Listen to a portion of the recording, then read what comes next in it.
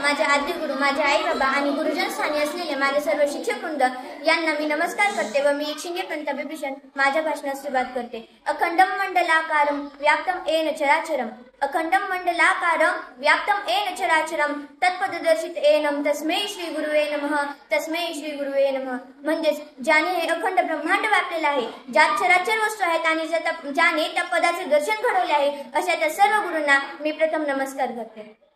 आपल्या सर्वांच्या जीवनात गुरूंचे स्थान हे फार महत्त्वाचे असते। भारतीय संस्कृतीमध्ये गुरूंना देवाचे स्थान दिले गेलेले आहे, कारण गुरु हे आपल्या अनमोल जीवनात आपल्याला ज्ञानाच्या उजेडात घेऊन येत असतात, ज्ञानाच्या प्रकाशात घेऊन येत असतात आणि त्याच गुरूंना स्मरण्याचा आजचा हा दिवस म्हणजेच गुरुपौर्णिमा। आषाढ शुद्ध पौर्णिमेला गुरुपौर्णिमा किंवा व्यास पौर्णिमा असेही म्हणतात। आजच्या दिवशी महर्षी व्यास यांचा जन्म झाला होता। आपल्या गुरूंनी आपल्याला जे घडवले, त्यांनी आपल्याला जे संस्कार दिले आहेत, त्या जागण्याचा, त्यांच्याबद्दल कृतज्ञता, आदर व्यक्त करण्याचा आजचा हा दिवस म्हणजेच गुरुपौर्णिमा।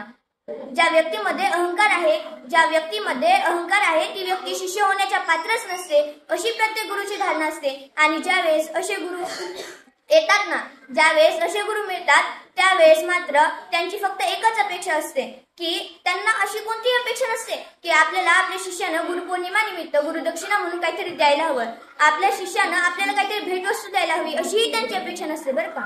त्यांना फक्त एवढंच वाटतं की आपल्या शिष्याला आपण जे ज्ञान दिलं आहे, आपण त्याला शिकवण्याचे जे मार्ग दाखवले आहेत, त्याने त्या मार्गावरती चाललं पाहिजे। आणि आपल्यासारखे शिष्य ज्यावेळेस त्या मार्गावरती चालत असतात ते आपण अंमलात आणायला पाहिजे, त्यांनी दिलेलं शिक्षण आपण ते अंमलात आणायला हवंय। ज्यावेळेस आपण आपल्या भविष्यात पुढे जाऊ त्यावेळेस आपले चांगले कार्य पाहून लोकांनी आपल्याला विचारायला हवं की तुमचे गुरु कोण। आणि खऱ्या अर्थानं गुरुपौर्णिमा तीच ठरेल ज्यावेळी आपल्याला प्रत्येक शिष्याला आपल्या गुरुच्या नावाने ओळखलं जाईल, तीच खरी गुरुपौर्णिमा ठरेल। आणि अशाच विचारधारणेचे गुरु आपल्या शाळेत देखील आहेत। अशा सर्व गुरूंना मी गुरुपौर्णिमेच्या हार्दिक शुभेच्छा देते। आयुष्य जगत असताना अशी एकही जगात व्यक्ती, सक्सेसफुल व्यक्ती नाहीये ज्याचं कोणी गुरु नाहीये। आपले प्रथम गुरु आई बाबा हे आपल्याला पंख देतात, परंतु त्या पंखात भरारी भरण्याचं बळ मात्र गुरुजनच देतात। गुरु हे आपल्याला अज्ञानाच्या अंधारातून ज्ञानाच्या प्रकाशाकडे घेऊन जाण्याचे कार्य करत असतात आणि गुरु हे आपल्याला योग्य दिशा दाखवतात। एक आयुष्यात एक चांगला व्यक्ती होण्यासाठी आपल्या बालमनावरती गुरूंचाच प्रभाव असतो, आपल्या बालमनावरती गुरूंचाच प्रभाव असतो। आणि अशा गुरूंना स्मरण्याचा आजचा हा दिवस, मला ज्या गुरूंनी अभिमानानं जगायला शिकवलं, अन्यायाविरुद्ध लढायला शिकवलं, अशा त्या सर्व गुरूंची मी ऋणी आहे आणि सदैव ऋणी राहील। गुरूंच्या ऋणांशी कृतज्ञ राहावे, मूल आयुष्याचे जाणून घ्यावे। गुरूंच्या ऋणांशी कृतज्ञ राहावे, मूल आयुष्याचे जाणून घ्यावे। चरणी त्यांच्या नतमस्तक व्हावे, चरणी त्यांच्या नतमस्तक व्हावे। गुरु हे केवळ आपले शिक्षकच नसतात, गुरु हे आपल्याला कोणत्याही अवस्थेत दिसू शकतात। म्हणजेच आपल्याला जीवन जगण्यासाठी जे मूल्य असतात, जे मौल्यवान धडे असतात ते गुरुच देत असतात। गुरु हे आपले कोणीही असू शकतात, म्हणजे आपले आई वडील किंवा आपल्या नातेवाईकांपैकी कोणीही आपले गुरु होऊ शकतात।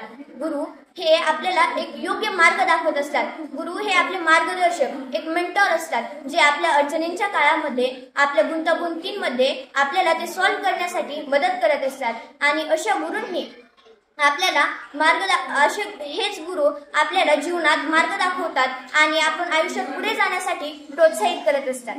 आजचा हा दिवस गुरुपौर्णिमेचा आपले गुरूंबद्दल कृतज्ञता, आदर व्यक्त करण्याचा दिवस।